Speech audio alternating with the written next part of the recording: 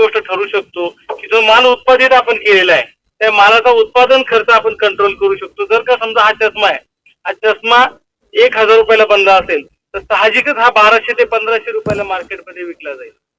पण जर त्या चष्म्याच्या मॅन्युफॅक्चररला हे कळलं की आपल्याला या चष्म्याचे 1,000 रुपयात मिळणार आहे, तो 1,000 रुपये देऊन उत्पादन खर्च करणार नाही. तो 800 रुपयामध्ये हा चष्मा कसा बनेल याच्याकडे लक्ष देईल, त्याच्यामध्ये काहीतरी कॉस्ट कटिंग करेल.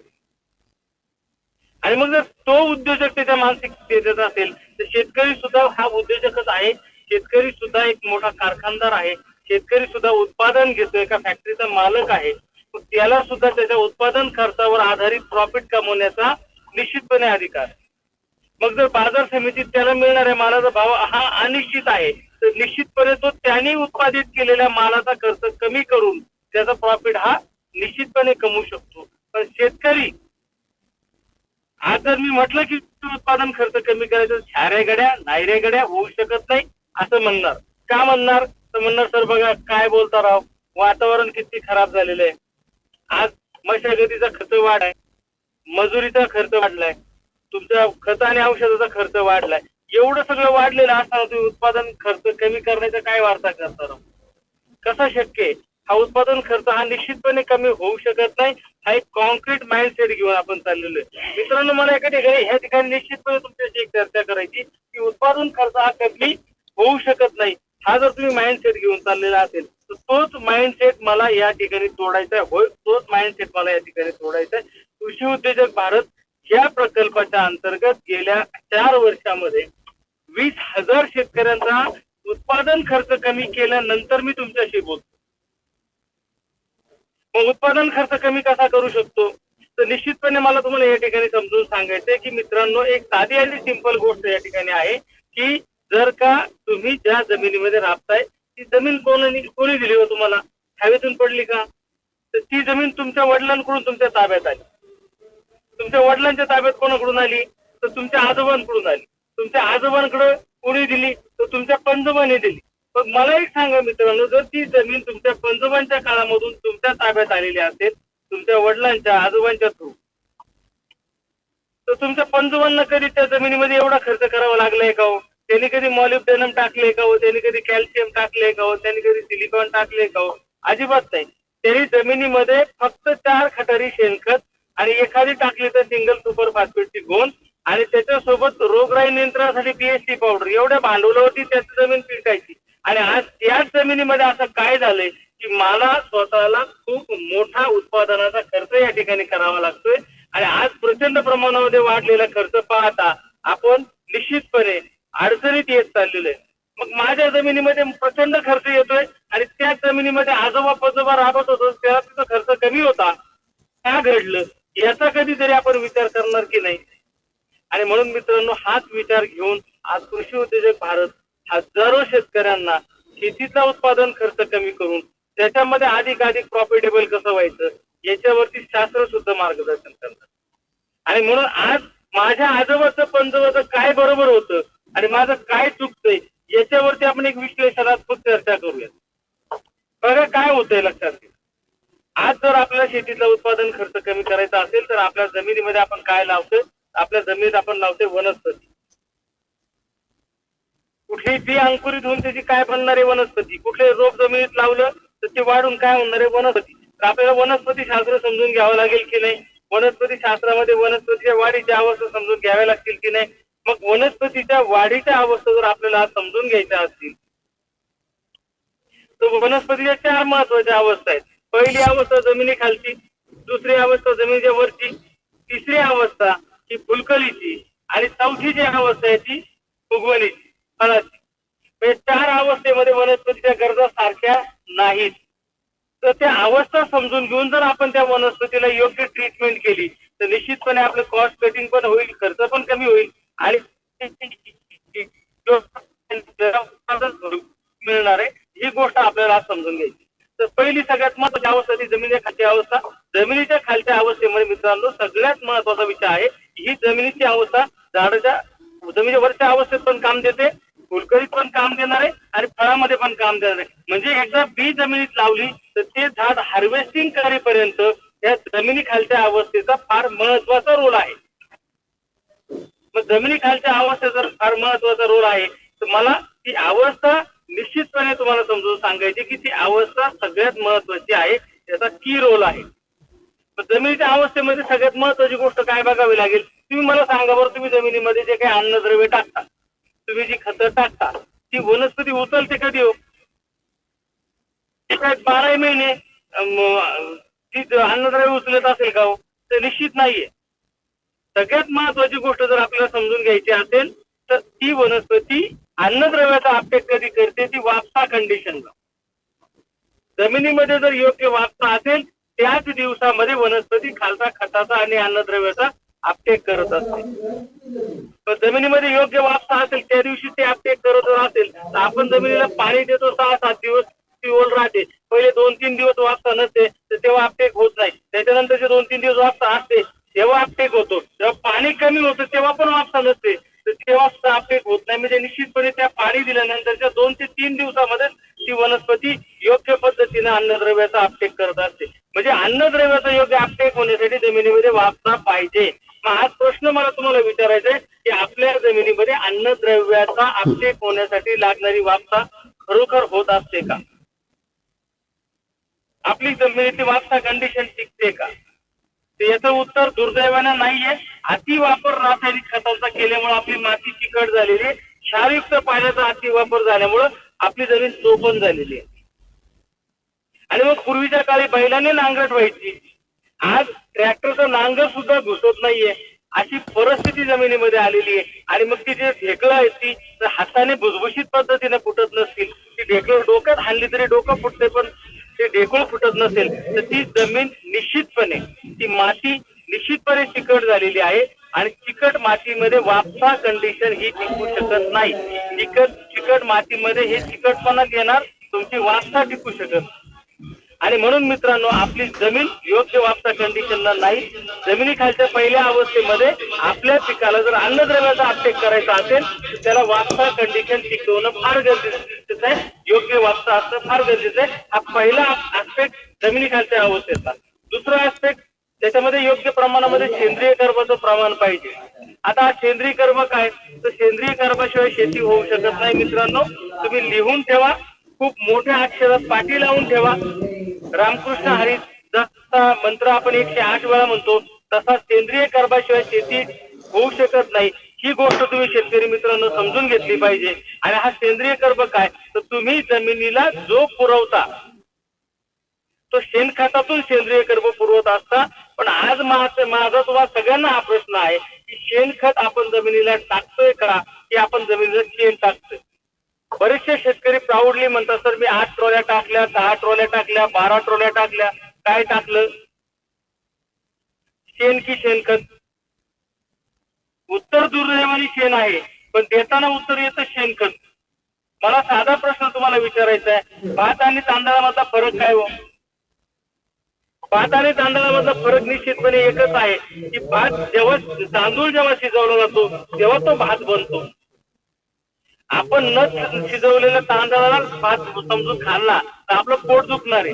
तसं न कंपोस्टिंग करून जर शेण जमिनीमध्ये टाकलं तर ते जमिनीला त्रास देणार आहे. कुठल्याही प्रकारे त्याचा सेंद्रिय कर्ब जमिनीला मिळणार नाही. आणि म्हणून कंपोस्टिंग केलेलं शेणखत आपण जमिनीला टाकत नाही आणि त्याच्यामुळे जमिनीला सेंद्रिय कर्ब उपलब्ध होत नाही. जो जमिनीमध्ये 1% पाहिजे तो 0.5% पण खाली आलेला आहे. आणि हा सेंद्रिय कर्ब जमिनीत गेल्यानंतर काय करतो, तर तुम्ही जे जमिनीला खत टाकता ते खत मुळापर्यंत जातं की मूळ खतापर्यंत जातं, हा प्रश्न एकदा स्वतःला विचारून बघा की मी माझ्या जमिनीला खत टाकतोय, मग ते मुळाला उपलब्ध होतही की नाही? ते मुळाला उपलब्ध करण्यामध्ये काय काय गोष्टी घडतात. तर मी जमिनीला खत टाकणं एक वेगळी गोष्ट आहे आणि खत मुळाला उपलब्ध होणं ही जर वेगळी गोष्ट असेल तर खत जमिनीमध्ये टाकल्यानंतर ते मुळापर्यंत नेणारी सिस्टीम काय आहे, तर ती सिस्टीम आहे सूक्ष्म जीवाणू, मायक्रो बॅक्टेरिया. ते खत आपोआप कधीच मुळापर्यंत येत नाही किंवा मूळ आपोआप खतापर्यंत जात नाही. त्याला मुळापर्यंत घेऊन जाण्यासाठी सूक्ष्म जीवाणू, ते मायक्रो बॅक्टेरिया आहेत, जी निसर्गाने एक सुंदर व्यवस्था करून ठेवलेली आहे. ते मायक्रो बॅक्टेरिया त्या खताला उचलून पचनीय बनवून मुळापर्यंत पोहोचवण्याचं काम करत असतात. आणि या मायक्रो बॅक्टेरियाचं खाद्य आहे सूक्ष्म जीवाणू. आज प्रामाणिकपणे सांगा, आपल्या जमिनीमध्ये जर माती परीक्षण केलं तर 0.5% आतमध्ये ऑर्गॅनिक कार्बन सेंद्रिय कार्बनचं प्रमाण दिसतं, ते 1% वर पाहिजे. 0.3 ला नापिकी आहे. मग जर सेंद्रिय कर्बाचं प्रमाण घटलेलं आहे, मग तुम्ही 8 ट्रॉल्या 10 ट्रॉल्या जे टाकताय, मग सेंद्रिय कर्ब का नाही हो जमिनीमध्ये? मग आपला आजोबा काय करत होता, ही गोष्ट जर आपण समजून घेतली, एका टणक कडक खडकावरती खड्डा खालून, त्याच्यावरती काडी कचरा टाकून, त्याच्यावरती शेण टाकून, त्याला पावसाचं पाणी अडवून योग्य प्रकारे 7, 8, 10 महिने कंपोस्टिंग केल्यानंतर एप्रिल मे महिन्यामध्ये असा काळा काळा आणि लाल गर जो तयार व्हायचा, तो शेतामध्ये टाकायचा, ज्याला आपण सेंद्रिय कर्ब म्हणायचो. तो आज आपण टाकतोय का? तो दुर्दैवानं नाही. गाईच्या मागे उभं राहून जे हातात घेतले ना, ते आपण जमिनीला नेऊन टाकतो. ते कधीही शेणखत होऊ शकत नाही. ते कधीही तुमच्या जमिनीला सेंद्रिय कर्बाचं प्रमाण पुरू शकत नाहीत. आणि जमिनीमध्ये जर सेंद्रिय कर्ब नसेल तर तुमचा खतांचा अपटेक होणार नाही. कारण खतांचा अपटेक करण्यासाठी जे सूक्ष्म जीवाणू आहेत, ते सूक्ष्म जीवाणू तुमच्या खताला घेऊन मुळापर्यंत पोहोचवायचं काम करतात. त्यांनाच तुम्ही खायला दिलं नाही तर तुमच्या सेंद्रिय कर्बाचं, तुमच्या खताचा अपटेक हा होणार नाही. आणि म्हणून सेंद्रिय कर्बाचं प्रमाण जमिनीमध्ये 1%च्या पेक्षा जास्त पाहिजे. पहिला मुद्दा, जमीन भुसभुशीत पाहिजे, वापसा कंडिशनला पाहिजे. दुसरी गोष्ट, सेंद्रिय कर्बाचं प्रमाण हे तुमचं 1%च्या वर पाहिजे. तिसरा सगळ्यात महत्वाचा विषय आहे, तुमच्या जमिनीमध्ये बुरशीचं प्रमाण हे नियंत्रित हवं. आज दुर्दैवाने आपण 5 घरकाडी त्या रोपाची लावली तर त्याच्यातले 1000 रोपं मरतात. मुळकूज होती, काय चढ होती, कशामुळे होती? ही बुरशी एवढ्या प्रमाणामध्ये आपल्या जमिनीमध्ये आली कुठून? प्रश्न एकदम साधा आणि सिंपल आहे की ही बुरशी तुमच्या जमिनीमध्ये आली कुठून? तुम्ही तुमच्या जमिनीला किती ट्रॉल्या शेणखत टाकता, त्या शेणखतामधून कधी बुरशी येऊ शकत नाही. त्या शेणामधून बुरशी येते, कारण ते कंपोस्टिंग होत नाही. तो काडी कचरा तसाच त्याच्यामध्ये राहतो आणि त्याच्यामध्येच फंगस तयार होतं. आणि हीच बुरशी प्रामाणिकपणे 5 ट्रॉल्या जर का आपण जमिनीला शेणखत टाकत असू तर 25,000 रुपयाची बुरशी आपण विकत दुखणं आपण जमिनीमध्ये टाकतोय. कधीतरी हा प्रश्न विचारून बघा की मी माझ्या जमिनीला काय देतोय, ऑर्गॅनिक कार्बन देतोय की बुरशी देतोय? तर विकत घेऊन आपण बुरशी जमिनीला टाकतोय.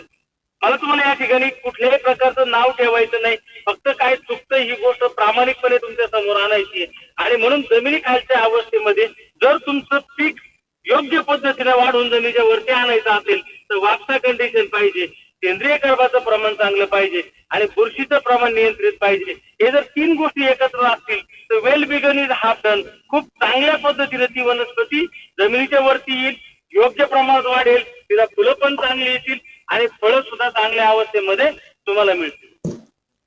तर जमिनीखालच्या अवस्थेत या 3 गोष्टी सांभाळा. वापसा, ऑर्गॅनिक कार्बन आणि बुरशी, या 3 गोष्टी व्यवस्थित राहू द्या.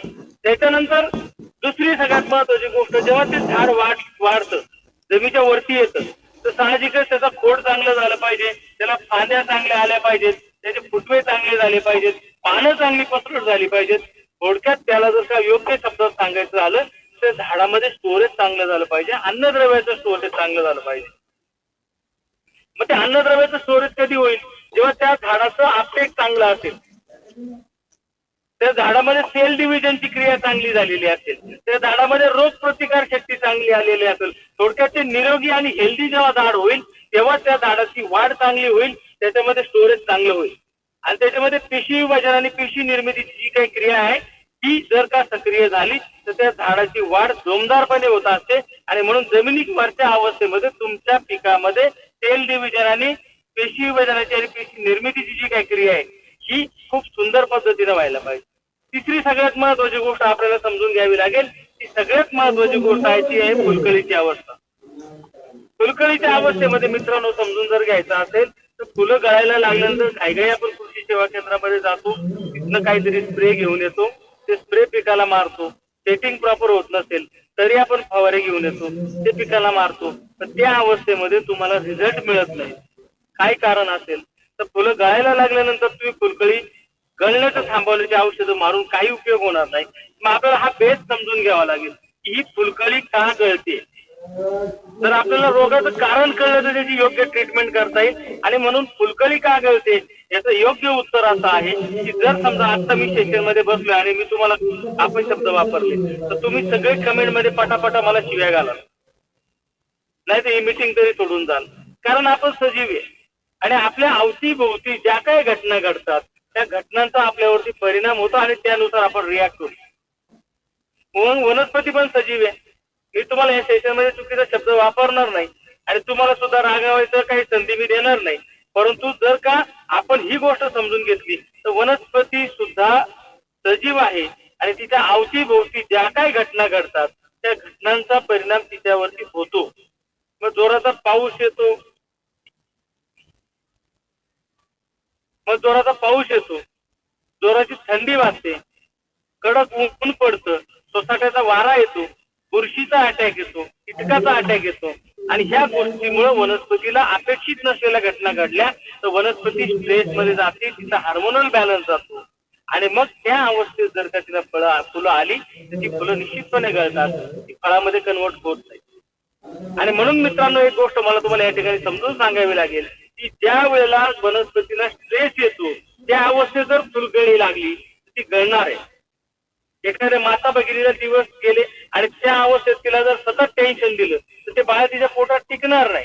आणि सगळ्यात महत्वाची गोष्ट काय, तर सगळ्यात महत्वाची गोष्ट मला हेच तुम्हाला समजून सांगायचे. माझं प्रॉपर आहे का? ओके ठीक आहे. कुठेतरी इमेज सांगितलं, माझा व्हिडिओ दिसतोय ना सगळ्यांना? ठीक आहे, ओके. तर ती फुलकळी जी आहे ती फुलकळी जर का तिचा स्ट्रेस वनस्पतीचा नाही काढला तर ती टिकू शकत नाही. मग आता तुम्हाला समजून काय सांगायचंय मला की तुम्हाला जर फुलकळी टिकवायची असेल तर काय करावं लागेल? तुमच्या वनस्पतीला ज्या दिवशी फुलकळी येते त्याच्या 15 दिवस अगोदर तुम्ही त्या पिकाला स्ट्रेस मधून बाहेर काढलं पाहिजे.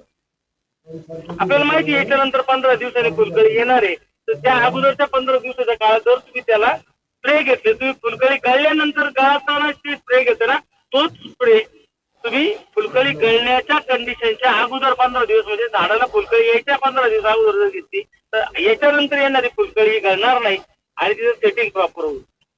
30 ते 35% लॉस हा फुलकळी गळल्यामुळे होतो.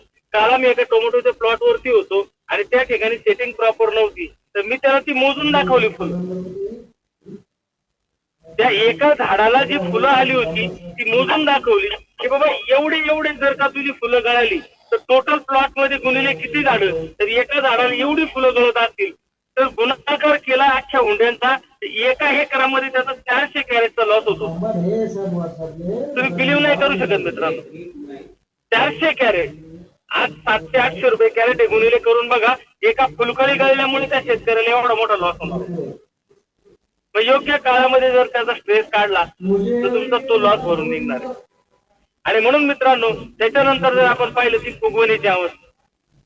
फुगवणीच्या अवस्थेमध्ये सगळ्यात महत्वाची गोष्ट काय की फळ फुगवणीला आल्यानंतर जर आपल्याला त्याची साईज नीट दिसली नसेल तर आपण घाईघाई जातो कृषी सेवा केंद्रामध्ये आणि फुगवणीची औषधं घेऊन येतो आणि त्याच्यामध्ये सगळ्यात मेजर जर का काय आणत असेल तर आपण आणतो पोटॅश.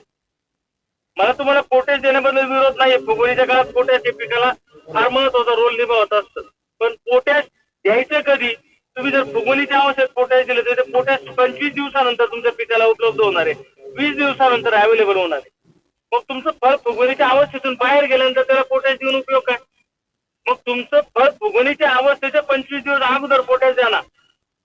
जर 25 दिवस अगोदर दिलं तर ते फुगवणीला लागू पडतं. पण माझं असं म्हणणं आहे की तुम्हाला जर मार्केटमध्ये माल न्यायचा असेल तर एक नंबरात माल संपला पाहिजे, त्याची शाईन चांगली पाहिजे, साईज चांगली पाहिजे, वजन चांगलं पाहिजे, म्हणजे योग्य टनेज मिळालं पाहिजे. ह्या अवस्थेतलं जर फळ तुम्हाला निर्माण करायचं असेल त्याला पोटॅश वरून तुम्हाला मायक्रोन्यूट्रिएंटचा सप्लाय द्यावा लागेल, सूक्ष्म अन्नद्रव्याचा सप्लाय द्यावा लागेल. तसा एखादा पहिलवान ज्यावेळेला कुस्तीला जातो तर त्याच्या महिन्याभर अगोदर त्याचा खुराकाची विशेष काळजी आपल्याला घ्यावी लागेल.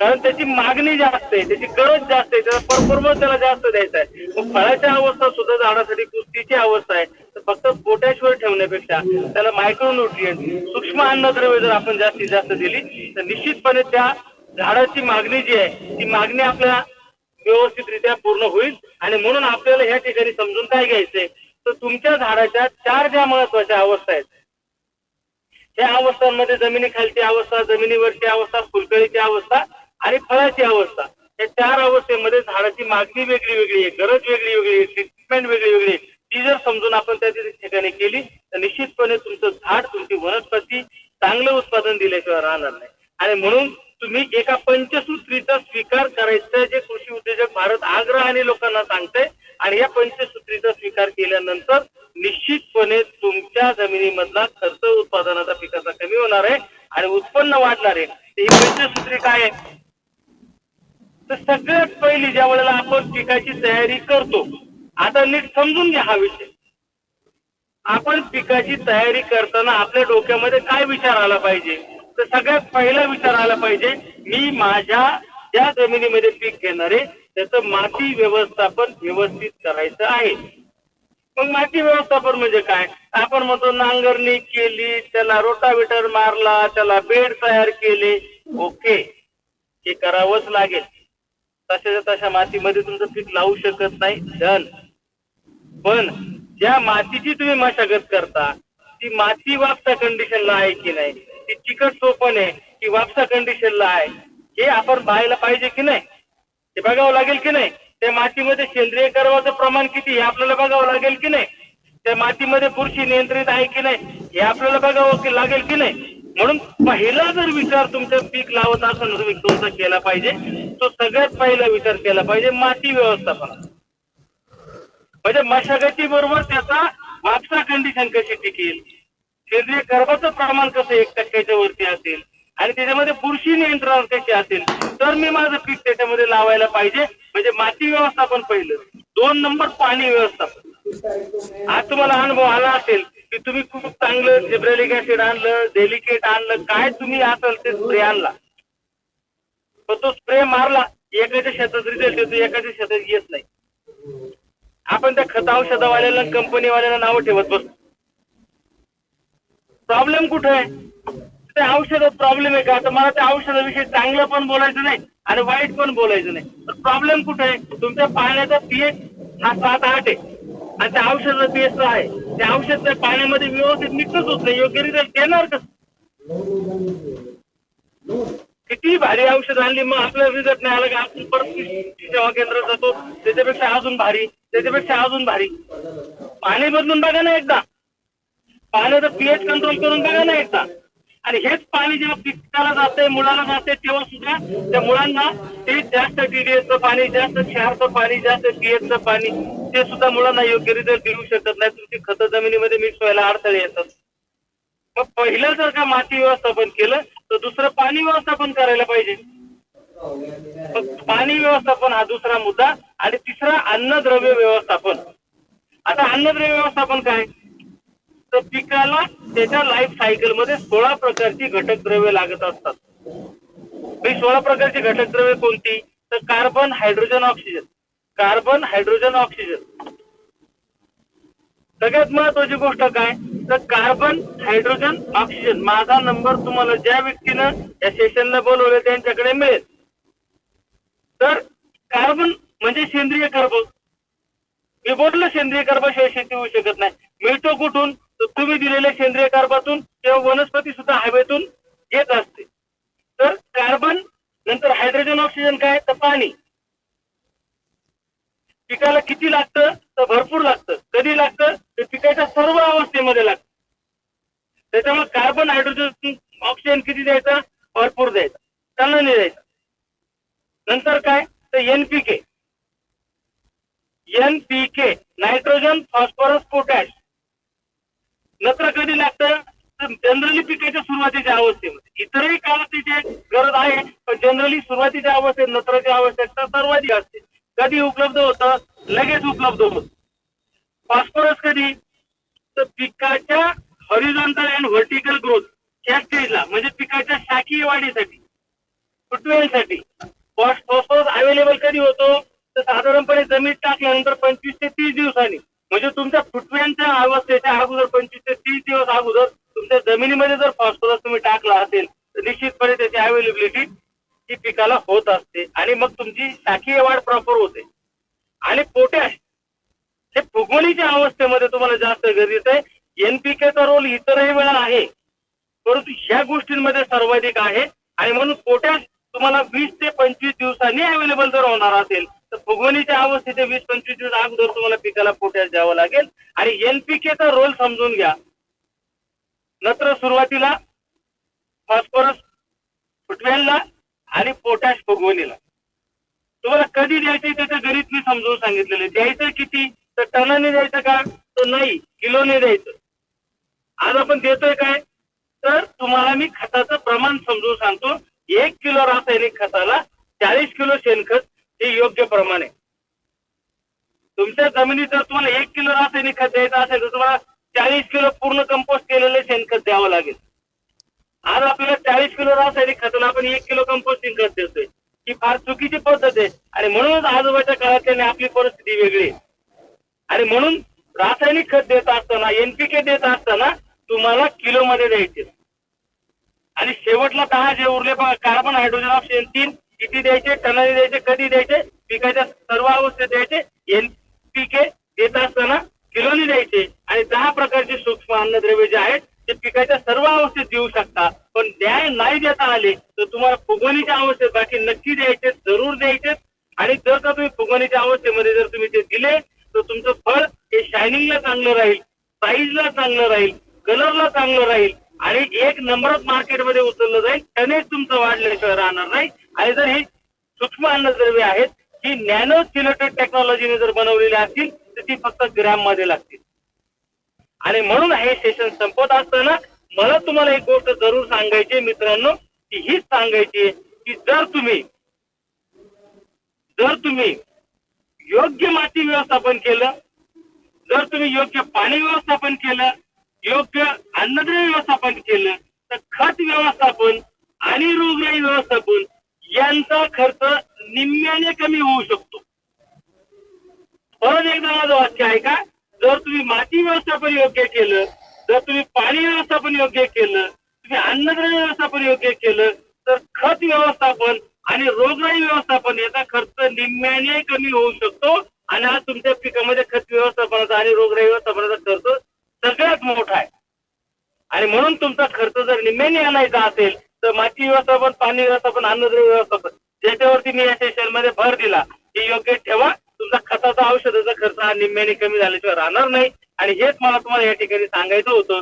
बऱ्याच वेळेला आपण या सगळ्या गोष्टी समजून सांगत असतो. आता बघा, मी तुम्हाला सांगितलं जमिनीखालच्या अवस्थेत वापसा टिकली पाहिजे, तुम्हाला सेंद्रिय कर्बाचं प्रमाण योग्य ठेवलं पाहिजे, त्याच्यानंतर बुरशीचं प्रमाण नियंत्रित ठेवलं पाहिजे, जमिनीच्या वरच्या अवस्थेत सेल डिव्हिजन प्रॉपर ठेवलं पाहिजे, फुलकळीच्या अवस्थेमध्ये तुम्हाला काय केलं पाहिजे तर त्याचा स्ट्रेस काढला पाहिजे आणि फळाच्या अवस्थेत मायक्रोन्यूट्रिएंट्स दिली पाहिजेत. हे सगळं मी तुम्हाला सांगितलं. आता तुम्ही घेतले कृषी सेवा केंद्रामध्ये. कृषी सेवा केंद्र मला या मीटिंगला बसलेला नाही. मी जे काही मार्गदर्शन केलं याचा सिक्वेन्स त्याला माहित नाहीये, त्याचा हेतू माहित नाहीये, का करायचं हे माहित नाही. तो त्याच्या लॉजिकने काहीतरी काढून देतो, तुम्हाला टाकतो, तुम्ही जाऊन टाकता आणि शेवटी तुम्ही काय म्हणता, साहेब तुम्ही लय भारी बोलता पण त्याचा रिझल्ट नाही. आणि म्हणून कृषी उद्योजक भारतने अर्धवट माहिती देण्यापेक्षा हाफ नॉलेज जे आहे तर ते हाफ नॉलेज देण्यापेक्षा पूर्ण नॉलेज मला तुम्हाला द्यायचंय. सगळ्यात महत्वाची गोष्ट समजून घ्यावी लागेल तर जर का तुमच्या जमिनीमध्ये जर योग्य पद्धतीनं जमिनी खालची अवस्था समजून घ्यायची असेल तर तुम्हाला काय करावं लागेल ते आज मी तुम्हाला समजून सांगणार. याच्यामध्ये काही प्रोडक्टची नावं सुद्धा मी जरूर सांगणार. पण परत एकदा डिस्क्लेमर सांगतो, मी हेच प्रॉडक्ट वापरा हा आग्रह धरत नाही. त्याच्यापेक्षा चांगले प्रॉडक्ट मार्केटमध्ये तुम्हाला माहिती असतील तर तुम्ही जरूर ते प्रॉडक्ट वापरा. पण शेतकऱ्याला बऱ्याच वेळेला काय करावं हे माहित नसते, शेतकऱ्याला बऱ्याच वेळा काय करावं लागतंय हे माहित नसते. म्हणून त्याच्यासाठी त्याला मी फक्त नॉलेज म्हणून काही प्रॉडक्टची माहिती देतोय. जर ते प्रॉडक्ट तुम्ही वापरले तर ते आम्ही हजारो एकर शेतीवरती वापरलेले आहेत. आमच्या नजरेमध्ये हजारो शेतकऱ्यांना त्याचा रिझल्ट आलेला आहे. पण माझा अनुभव वेगळा, तुमचा अनुभव वेगळा. त्याच्यामुळे जर तुम्हाला याच्यापेक्षा चांगले प्रॉडक्ट मिळत असतील तर ते वापरा. आणि जर काहीच लक्षात नाही आलं तर हे प्रॉडक्ट वापरा, 1000% रिझल्ट येते. मग ते प्रॉडक्ट कोणते आवश्यक किती वापरायचे आणि त्याचा खर्च किती येणार सगळ्यात पहिलं जे काय आहे ते जमिनी खालच्या अवस्थेमध्ये आपल्याला काय करायचंय, आपलं टार्गेट आहे वापसा टिकवायची, प्रमाण वाढवायचे. आणि तिसरं टार्गेट काय आहे तर बुरशी नियंत्रणामध्ये ठेवायची. तर ह्या अवस्थेमध्ये आपल्याला ट्रीटमेंट काय करावी लागेल तर सगळ्यात महत्वाची ट्रीटमेंट आपल्याला करावी लागेल बिलो सॉइल कंडिशन मध्ये.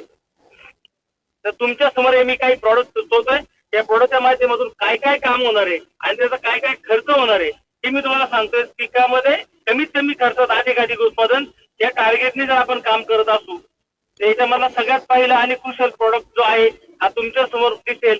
त्याचं नाव आहे ॲग्री 82, ज्याला आतापर्यंत फक्त आपण स्टिकर म्हणून त्याच्यावर प्रचंड मोठा अन्याय केलेला आहे. याला फक्त फवाऱ्यामध्ये स्टिकर समजलं आणि आपण अतिशय सोन्यासारखा प्रोडक्ट वायाला घालवलेला आहे. हा प्रॉडक्ट सगळ्यात महत्वाचं म्हणजे जमिनीखाली तुम्हाला सोडायला लागेल आणि जमिनीखाली जेव्हा तुम्ही सोडणार तर त्याचा सगळ्यात महत्वाचा फायदा काय होईल तर तुमची जमीन भुसभुशीत करण्याचं खूप मोठं काम करणार आहे. तो जमिनीखाली आपल्याला सोडावा लागेल. सगळ्यात महत्वाची गोष्ट काय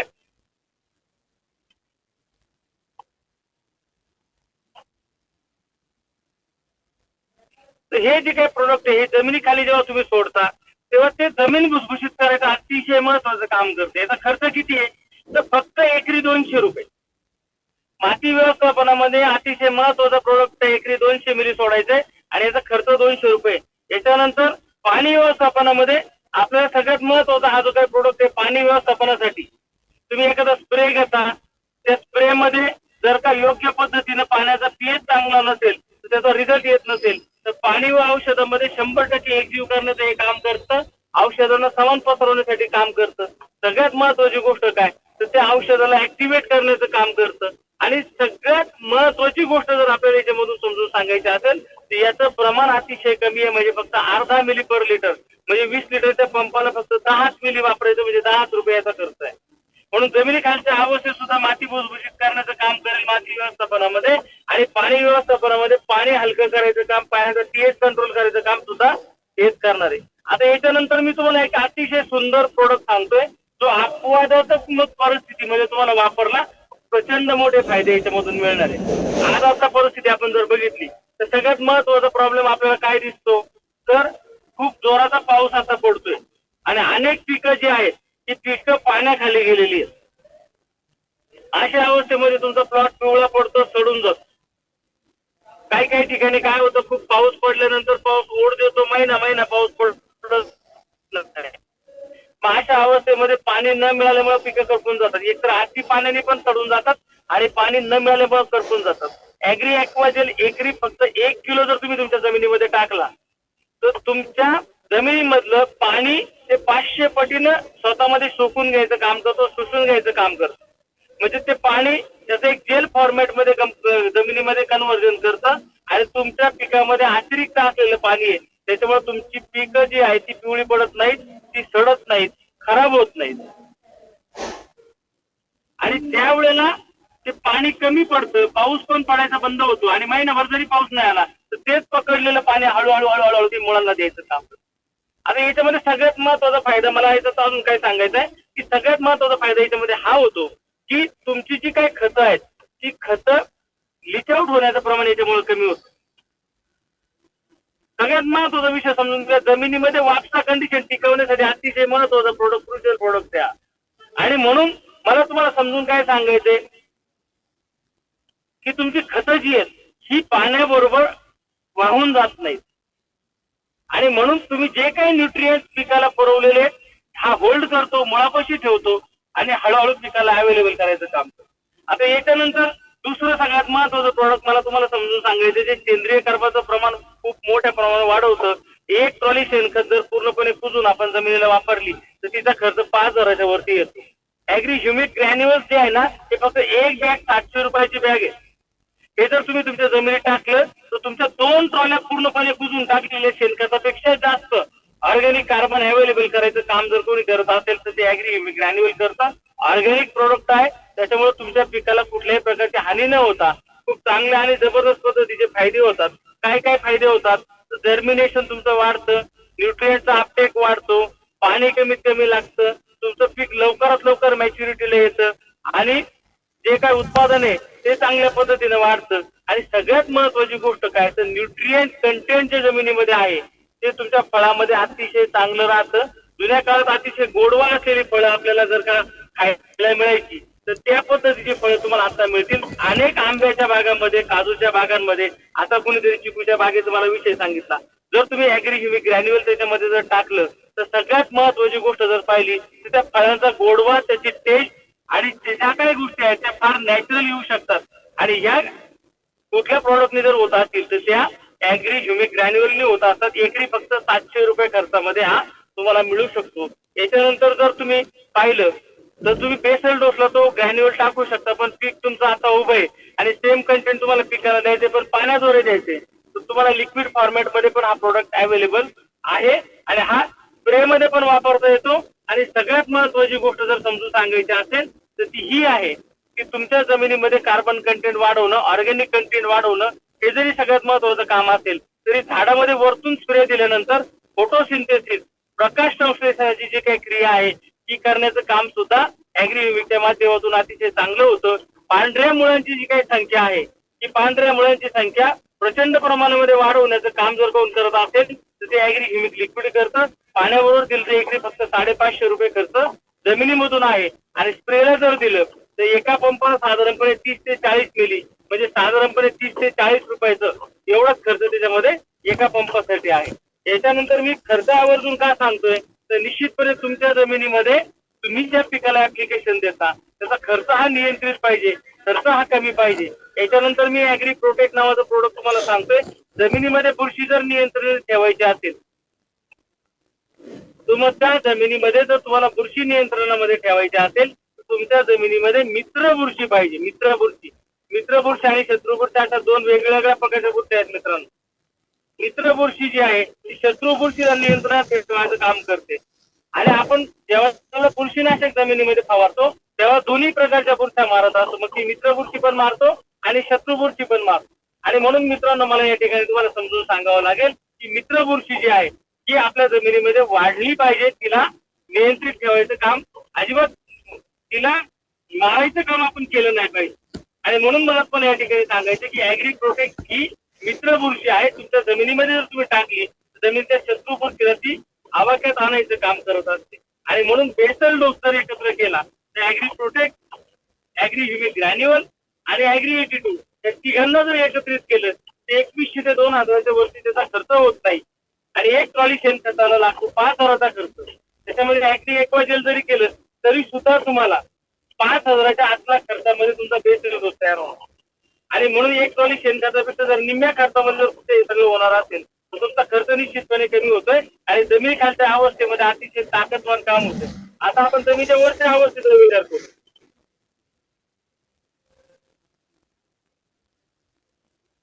जमिनीच्या वरच्या अवस्थेमध्ये अतिशय जबरदस्त अशा पद्धतीनं जर का कोणतं प्रोडक्ट काम करत असेल त्याचं नाव ऍग्री गोल्ड.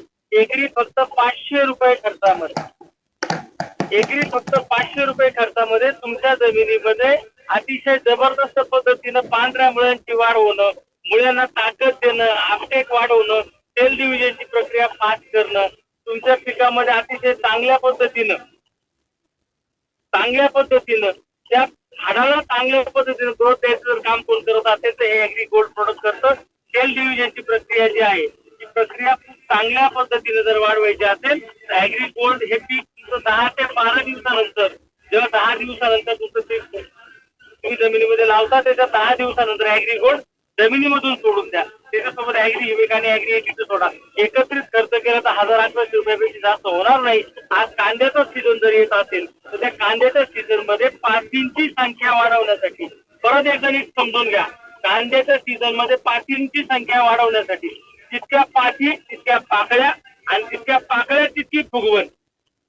आपण 40 दिवसानंतर फुगवणीच्या काही डोसेस द्यायला सुरुवात करतो, 50 दिवसानंतर फुगवणीचे डोसेस द्यायला सुरुवात करतो.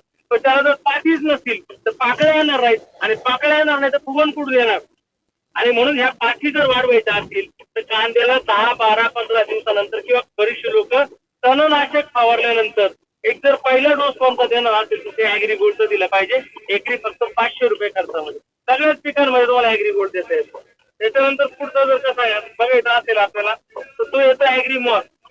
झाडामध्ये ज्यावेळेला फुलगळ होत असते तर फुलगळी लागण्याच्या 15 दिवस अगोदर जर आपण ऍग्री मॉसचा स्प्रे दिला तर तुमच्या पिकाचा स्ट्रेस हा काढतो, अतिशय उत्तम पद्धतीने काढतो. आणि सगळ्यात महत्वाची गोष्ट काय, सगळ्यात महत्वाची अवस्था जी आहे ती फुलकळीची अवस्था आणि सावरण्याचं काम जर कोण करत असेल तर ॲग्रीमॉस हा प्रोडक्ट करत असतो. आणि 650 ते 700 रुपयाच्या वरती याचा खर्च हा निश्चितपणे नाहीये. आणि म्हणून त्याच्यानंतरची पुढची जी अवस्था जी आहे ही अवस्था जी आहे आपली फळाची अवस्था. आणि या फळाच्या अवस्थेमध्ये आपल्याला सगळ्यात महत्वाचा फायदा काय होतोय की जर का आपल्याला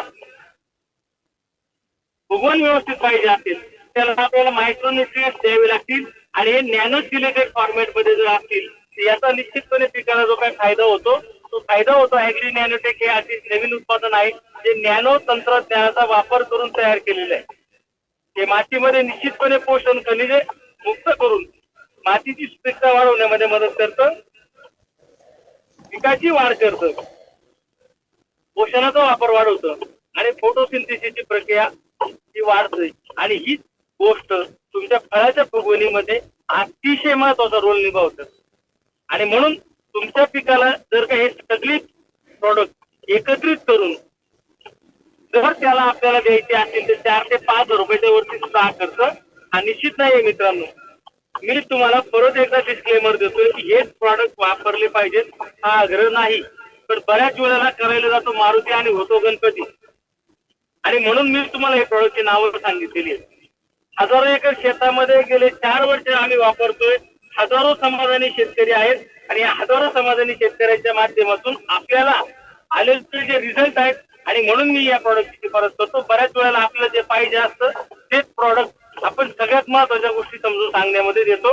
आता महत्वाचा विषय मला तुम्हाला समजून सांगायचा आहे की आम्ही जे बोलतोय तेच आम्ही करतो का हे तुम्हाला मला समजून सांगायचं. येणाऱ्या काळामध्ये कांद्याचा सीझन येतोय आणि हा कांद्याचा जो काही सीझन आहे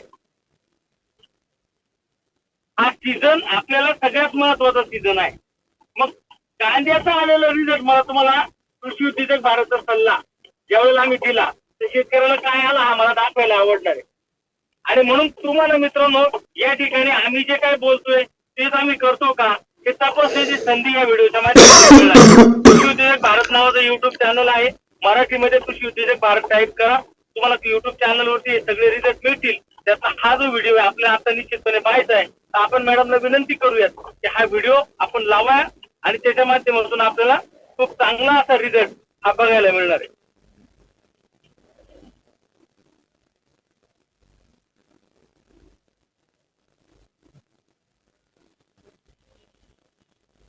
नमस्कार. आज खऱ्या अर्थाने आनंद आहे कारण जर का एखाद्या शेतकऱ्याच्या शेतामध्ये ज्यावेळेला शेतकरी शेतीमध्ये राबतो आणि जेव्हा त्याच्या पीक काढणीचा वेळ येतो आणि ज्या वेळेला त्याला त्या पीक काढणीचा रिझल्ट किंवा ते जे पीक आहे त्याला भरघोस येत असतं आणि भरघोस आलेलं पीक ज्या वेळेला तो शेतकरी घेत असतो त्यावेळेला त्या शेतकऱ्याच्या चेहऱ्यावरचा आनंद मला तुम्हाला महाराष्ट्रातल्या सगळ्या लोकांना दाखवायचा आहे. एक साधारणपणे 3 महिन्यापूर्वी आम्ही ह्या प्लॉट वरती आलेलो होतो आणि आलेला असताना हा संपूर्ण प्लॉट पाण्यामध्ये होता. बऱ्यापैकी ह्या प्लॉटची अवस्था अशी होती की ज्या अवस्थेमुळे प्लॉट हा शेतकऱ्याच्या डोक्यात हा विचार होता का हा प्लॉट माझा टिकल का नाही येईल का नाही. आणि अशा अवस्थेमध्ये कृषी उद्योजक भारतच्या माध्यमातून आम्ही एक सल्ला दिला होता की तुम्ही ह्या प्लॉटच्या माध्यमातून कमी खर्चात चांगला कांदा कसा पिकवायचा आणि त्याचा आलेला अतिशय उत्तम असा रिझल्ट आम्ही तुम्हाला या ठिकाणी दाखवतोय. तुम्हाला माझ्या स्वतःच्या तोंडून बोलण्यापेक्षा जे शेतकरी आहेत त्यांच्या तोंडून हा रिझल्ट मला तुम्हाला दाखवायला आवडेल तरी आमंत्रित करतो. शेतकरी साधारणपणे 3 महिने झाले आपल्याला भेटून आणि 3 महिन्यापूर्वी आपण ह्या प्लॉट वरती आलो होतो आणि ह्या वेळेला ह्या प्लॉटची अवस्था काय होती. पाणी होतं सगळं पाणी होतं आणि बऱ्यापैकी मला आठवतं आपण पलीकडल्या बाजून तिथून आलो होतो आणि बऱ्यापैकी पात अशी सफेद वगैरे पडलेली दिसत होती. आणि त्यावेळेला आम्ही तुम्हाला सल्ला देतो आपल्याकडे व्हिडिओ पण त्या ठिकाणी आपण केलेला आहे. आणि त्याच्यानंतर आम्ही तुम्हाला ज्यावेळेला कृषी उद्योजक भारतच्या माध्यमातून इथे सल्ला दिला आज तुम्हाला ह्या प्लॉटच्या बाबतीमध्ये काय सांगायचं. कांदा आपला फुगवण क्षमता वाढली ना भरपूर. हा परत आता काढणीचा टाइम झाला याचा तरी पण पात याची अजून त्याला 10-12 पात येतात. हा सगळ्यात महत्वाची गोष्ट काय फुगवण एकदम भारी झाली आपली. फुगवण एकदम भारी झाली. आपण हे जे कांद्याची जी फुगवण ज्याला आपण म्हणतो ही जी फुगवण आहे आणि सगळ्यात महत्वाची गोष्ट काय आहे की हा जो कांदा दिसतो याच्यामध्ये पांढऱ्या मुळांची संख्या आपण जर पाहिली तर अतिशय जबरदस्त आहे. एक साधं लॉजिक आहे, खाणारी तोंड वाढली तर पोट व्यवस्थित भरतं पटकन. आणि ह्या पद्धतीनं हा जो रिझल्ट आलेला आहे, हा रिझल्ट अतिशय सुंदर असा रिझल्ट. आणि कुठेही जर तुम्ही पाहिलं, अजून एक कांदे जर बघितले ते सगळीकडे मोठ्या प्रमाणात ते झालेली फुगवण आपल्याला या ठिकाणी दिसते, बरोबर. आणि केलेला कांदा पण आपण या ठिकाणी बघूयात. ही पांढरी मुळं दिसतात आपल्याला ह्याच्या माध्यमातून. ही पांढरी मुळ कांद्याची जी फुगवण आहे याच्या माध्यमातून खूप मोठ्या प्रमाणावरती शेतकऱ्याला आलेलं हे पीक पाहिलं, अतिशय समाधान वाटतं की महाराष्ट्रभरच्या शेतकऱ्यांना सल्ला देत असताना आपण सर्वच पिकांना सल्ला देतो. आणि या ठिकाणी कांदा हे अतिशय चांगला आणि नगदी पीक आणि योग्य अशा बाजारभावामध्ये अतिशय चांगली फुगवण जर असेल. मला तुम्हाला एक सांगायचंय की ही जी फुगवण आहे ही गावामध्ये तुमच्या तर शेतकरी आहेत, नाही यांची अशी फुगवण आहे का तुमचीच आहे? आपलीच आहे, फक्त गावात आपली फुगवणाची झाली जवळ. बरोबर आहे की नाही? आज अजूनही थंडी आहे आणि कांद्याला फुगवणीच्या वेळेला उष्णतेची गरज असते, त्याची गरज आहे. बरोबर. कांद्याच्या सुरुवातीच्या काळात त्याला थंडी लागते आणि नंतरच्या काळात त्याला उष्णता लागते. बरोबर. आजची परिस्थिती अशी आहे की इतक्या थंडीमध्ये जर एवढ्या मोठ्या प्रमाणावरती फुगलेले कांदे पाहिले तर तुम्ही महाराष्ट्रातल्या शेतकऱ्यांना आमच्याबद्दल काय सांगा? नाही, तुमची साईड तुमच्याकडचे प्रोडक्ट वापरायला पाहिजे. मी सगळ्या शेतकऱ्यांना सांगतो की ही आपण गिमिक ऍग्री 82 आणि गोल्ड हे वापरलं, बरोबर. ते सगळ्या शेतकऱ्यांनी वापरायला पाहिजे. बरोबर. आणि विनंती माझी की वापरावा.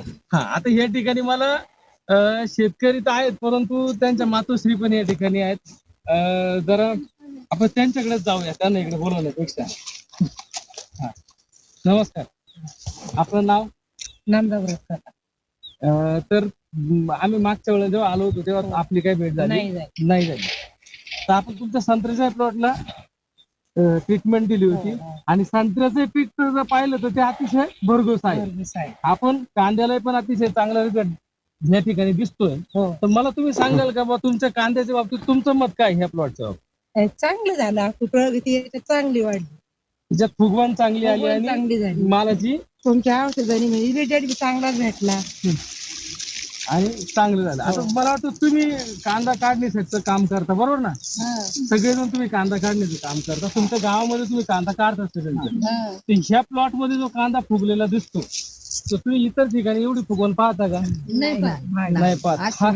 नाही. ही एकदम सुंदर अशी फुगवण आणि चांगली गळी तिथं निघते. तर ह्या ठिकाणी मला शेतकऱ्यांना एकच गोष्ट समजून सांगायची आहे की एखादं पीक ज्या वेळेला आपण घेतो तर त्या पिकामध्ये भरमसाठ खर्च केला म्हणजे खर्च हा फक्त जास्ती झाला आणि मग कांद्याला भरघोस असं पीक येईल असं नसतंय. ठाकाळ साहेब, ह्या ठिकाणी तुम्ही इथे या. त्या पहिल्या व्हिडिओमध्ये मी तुम्हाला हे सांगितलं होतं की रासायनिक खताचा वापर हा योग्य प्रमाणात करायचा. मी तुम्हाला त्यावेळेला सांगितलं आणि तुम्ही त्यावेळेला रासायनिक खताचा हा खर्च कमी केला. आता मला फक्त शेवटचा एक विचार तुम्हाला सांगायचा आहे की बऱ्याच लोकांच्या मनामध्ये हा विचार येईल की बाई एवढे मोठे कांदे तुम्ही केले तर तुम्ही याला रासायनिक खताचा डोस किती दिला असेल किंवा तुमचा खर्च किती झाला? आणि 1.5 एकर मध्ये 4 गोण्या टाकल्या. 1.5 एकर मध्ये 4 गोण्या टाकल्या. मला आता अजून एकदा प्रश्न काय विचारायचे, याच्या अगोदर तुम्ही ह्याच 1.5 एकरला किती गोण्या टाकायच्या? 10 गोण्या. हा सगळ्यात महत्वाचा रिझल्ट. आणि हा मला शेतकरी वर्गाला एक समजून सांगायचे की फक्त रासायनिक खत करण्यापेक्षा आपली जी माती आहे त्या मातीवर चांगलं काम केलं तर काय होऊ शकतं. मी तुम्हाला पुन्हा एकदा मातीचा रिझल्ट दाखवतो. ही माती आपण एकदा बघू आणि ह्या सोन्यासारखी माती ही भुसभुशीत माती झालेली आहे. सगळ्यात महत्वाची गोष्ट रासायनिक खताचा अति वापर ज्यावेळेला होतो त्यावेळेला माती कडक होती आणि सुंदर असा रिझल्ट ऍग्री 82च्या माध्यमातून हे माती भुसभुशीतचा झालेला आहे. आणि agri 82, agri humic, agri gold, nanotech त्याचा व्यवस्थित वापर झाल्यामुळे ह्या शेतीमध्ये आलेला रिझल्ट आणि शेतकऱ्याचं समाधान, मावशीचं समाधान बघा. आज कांद्याला खूप सुंदर बाजार आहे आणि अशा अवस्थेत शेतकऱ्याच्या खिशात पैसा आला हीच आमची पावती आहे. आणि ह्याच रिझल्टच्या माध्यमातून पुन्हा एकदा आपण समोरच्या प्लॉटला ट्रीटमेंट करतोय आणि खूप चांगल्या पद्धतीचं ट्रीटमेंट आपण करूया. शेतकरी मित्रांनो, अशा अनेक महेश काकाळ योग्य सल्ल्याअभावी खूप शेतीमध्ये खर्च करतायत आणि त्यांचा खर्च कमी करायला आम्ही येतोय तुमच्या बांधावर, तुमच्या शेतावर. नमस्कार. म्हणून मला शेतकऱ्यांच्या शेतावर शेतीचं समाधान आणि निश्चितपणे शेतकऱ्याला त्याच्या शेतामध्ये आलेला रिझल्ट दाखवताना विशेष आनंद होतोय. पण आता मला तुम्हाला अजून एक आव्हान करायचं मित्रांनो, की शेतीमध्ये शेतीचा खर्च कमी करायचा ही संकल्पना घेऊन आम्ही चाललोय. महाराष्ट्रातल्या प्रत्येक वाडी वस्तीवरती, प्रत्येक गावावरती, प्रत्येक बांधावरती, प्रत्येक शेतावरती हा विचार पोहोचवायला पाहिजे आणि हा जास्तीत जास्त लवकर पोहोचवायला पाहिजे. मी एकटा नाही पुरा पडू शकत. मला तुमची गरज आहे. तुम्ही लोक तुमच्या स्वतःच्या शेतीवरती पहिल्यांदा हा प्रयोग राबवा आणि जर का तुम्हाला याचे निश्चितपणे चांगले परिणाम मिळाले तर तुम्ही याचा प्रचार प्रसार बाकी निश्चितपणे महाराष्ट्रामध्ये सगळीकडे करण्यासाठी सिद्ध व्हा. मी कृषी दूत, कृषी उद्योजक भारतचे आमंत्रित करतोय सगळ्यांना होण्यासाठी की तुम्ही काय करा, शेतामधलं उत्पादन खर्च कमी करून उत्पन्न वाढवा. नॉलेज घेऊन लोकांपर्यंत जाऊ शकता. मातीवरती कसं काम करायचं, फुलकळीवर कसं काम करायचं, फळावरती कसं काम करायचं, पाण्यावर कसं काम करायचं, अन्नद्रव्य व्यवस्थापन कसं काम करायचं, याच्यासाठी आम्ही तुम्हाला प्रचंड मोठं ट्रेनिंग देऊ, तुम्हाला तयार करू आणि मार्केटमध्ये तुम्हाला एक कृषी तज्ञ म्हणून पाठवू. याच्यासाठी आम्ही तुम्हाला आमंत्रित करतोय कृषी उद्योजक भारतचे कृषी दूत बनण्यासाठी. नमस्कार, जय हिंद, जय महाराष्ट्र.